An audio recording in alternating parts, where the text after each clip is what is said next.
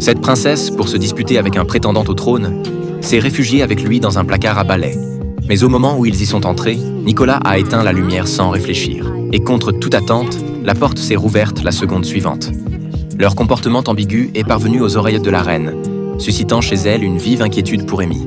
En pensant au mariage imminent et à l'avenir incertain du royaume, la reine n'arrivait pas à se concentrer sur les préparatifs de sa retraite. Pendant ce temps, Amy s'entraînait au tir à l'arc. Lors de la cérémonie, elle devra faire passer la flèche à travers l'alliance, symbole d'une passion éternelle. Hélas, ses talents d'archère laissent pas franchement à désirer. À peine avait-elle commencé à tirer qu'elle a failli atteindre le jardinier à côté. Mais elle n'a pas baissé les bras pour autant. Elle a ensuite visé la canette du jardinier, puis a manqué de peu Jack. Après le tir à l'arc, Amy devait apprendre à manier l'éventail. Entre les mains de la reine, il virevoltait avec grâce. Amy, elle, ne pouvait que faire des grimaces avec.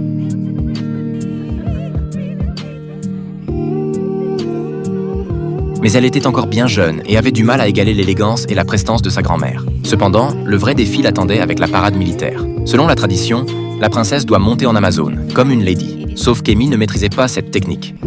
La reine a alors eu une idée, fabriquer une fausse jambe en bois pour faire semblant. Au début, ce stratagème s'est avéré parfait. C'était sans compter sur un député malveillant. Il a soudoyé le palefrenier d'Amy pour qu'il effraie son cheval avec un faux serpent. Bien sûr, l'animal a pris peur.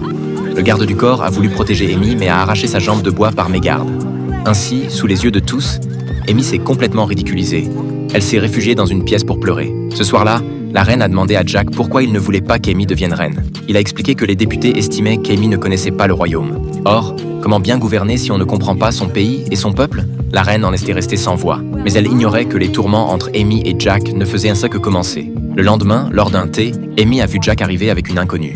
Aussitôt, une pointe d'amertume inexplicable l'a envahie. Elle a alors pris son petit ami Andrew pour aller les bousculer exprès. Jack, tout aussi jaloux, n'a pas voulu se laisser faire. Les deux jeunes femmes, interloquées, sont parties gênées. Amy et Jack se sont retrouvés près d'une fontaine, à se disputer de plus en plus près. Aucun ne voulait céder. Finalement, emportés par leur élan, ils se sont embrassés. Revenue à elle, Amy a voulu repousser Jack, mais lui insistait de plus belle. Dans la confusion, ils sont tombés dans le bassin.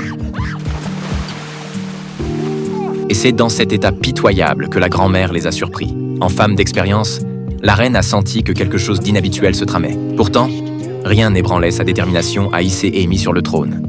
Lors du défilé annuel de la fête nationale, ils étaient assis dans un carrosse luxueux, entourés d'une foule en liesse. Soudain, Amy a remarqué une petite fille persécutée. Cela lui a rappelé le harcèlement qu'elle avait subi à l'école. Alors, sans égard pour la parade en cours, elle a fait stopper le cortège, provoquant un chaos général. Mais peu lui importait, elle s'est précipitée vers la fillette.